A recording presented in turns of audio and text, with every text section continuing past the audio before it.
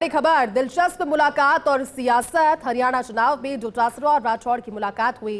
दरअसल हिसार में चुनाव प्रचार के दौरान मिले गोविंद सिंह डोटासरा और राजेंद्र राठौड़। सियासी बयानबाजी से तर जो मुलाकात इस बार रही गर्मजोशी वाली रही। दोनों नेताओं ने हरियाणा के सियासी समीकरणों पर चर्चा की और दोनों के बीच एक दूसरे के खिलाफ जुबानी प्रहार का इतिहास हो रहा है। हालांकि विधानसभा में डोटासरा ने दिल से माना था राजेंद्र राठौड़ की कमी खल रही है, उन्होंने इस चीज का भी जिक्र किया। और आज ये तस्वीर नजर आई, ये दोनों ही बड़े चेहरे राजस्थान की राजनीति में बेहद सक्रिय और बेहद इंपैक्टफुल दोनों ही नाम, गोविंद सिंह डोटासरा, राजेंद्र राठौड़। दिलचस्प मुलाकात और सियासत पर चर्चा। हालांकि बयानबाजी विचारधाराओं से तर चलती रहती है, लेकिन आज जब मुलाकात हुई तो पूरी गर्मजोशी के साथ हुई और सियासी चर्चाएं भी हुई। चलिए इस मुलाकात के मायने क्या रहेंगे, इस खबर पर ज्यादा बातचीत के लिए हमारे साथ पॉलिटिकल एडिटर योगेश शर्मा जुड़ गए हैं। योगेश जी, मुलाकात और तस्वीर वाकई में बेहद दिलचस्प है, क्योंकि गोविंद सिंह डोटासरा और राजेंद्र राठौड़ हिस्ट्री में बहुत ज्यादा रही एक दूसरे के खिलाफ जुबानी बयानबाजी की, लेकिन आज जब मिले तो लगा कि दो दोस्त पुराने एक साथ मिल रहे हैं और वैसी ही तस्वीरें भी सामने आई। योगेश जी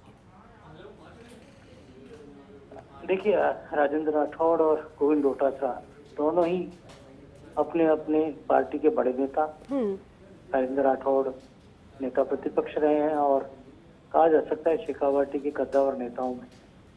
ये अलग बात है कि इस बार वो विधायक नहीं बन पाए जी, लेकिन जो एक कैटेगरी होती है राजनीति में किसी राजनीतिक छत्रप की, उस कैटेगरी में आज भी उसी मुकाम पर माने जाते हैं।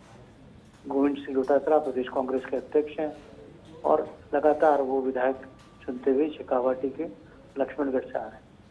बीता विधानसभा का चुनाव, जिस चुनाव में राजेंद्र राठौड़ को हार मिली थी, उसी चुनाव में राजेंद्र राठौड़ और गोविंद सिंह डोटासरा के बीच तीखी बयानबाजी हुई।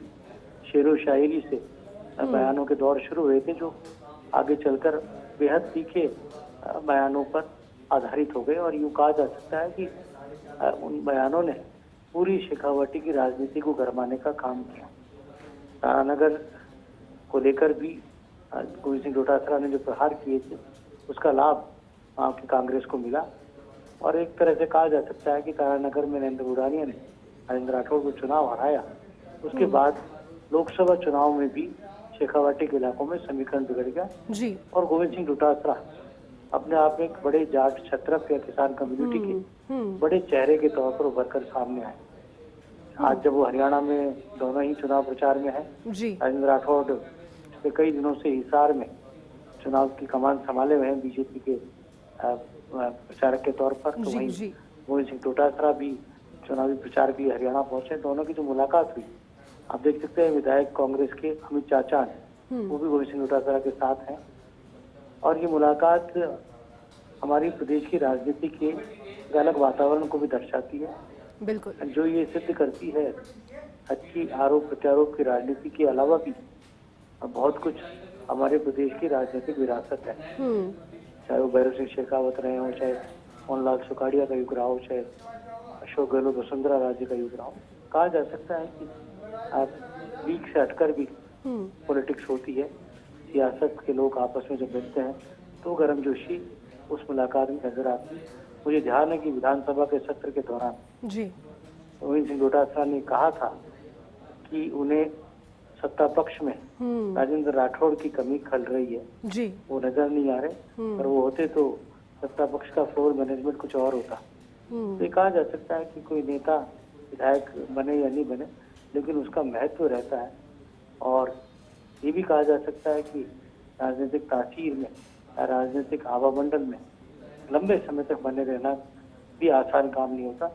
फिर भी राजेंद्र राठौड़ उस कद के नेता जो आज तक अपनी प्रासंगिकता बनाए हुए हैं, और गोविंद सिंह डोटासरा ने बेहद कम समय में अपने आप को एक बड़े नेता के तौर पर स्थापित कर लिया है, जिनकी ख्याति अब राजस्थान के अलावा हरियाणा की किसान बेल्ट में भी दिखाई दे रही है।